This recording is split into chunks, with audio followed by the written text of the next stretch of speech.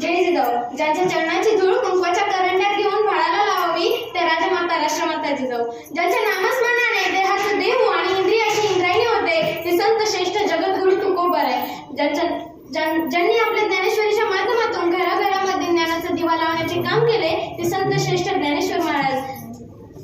या महाराष्ट्राच्या मातीत ज्यांनी सोन्यासारखे स्वराज्य निर्माण केले ते छत्रपती शिवाजी महाराज. या महिलांना चूल आणि मूल या संकल्पनाच्या जबड्यातून बाहेर काढून शिक्षणाचा ज्यांनी खरा मार्ग दाखवला ते सावित्रीबाई फुले आणि ज्योतिबा फुले.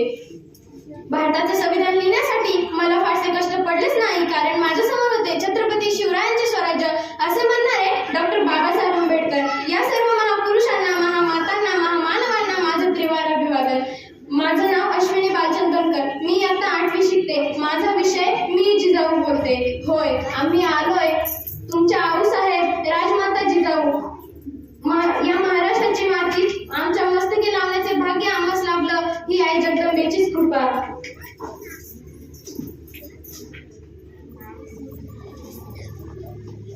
आमचा जन्म सिंदखेडच्या माळसराणी आणि लखोजी राजांच्या घरी झाला.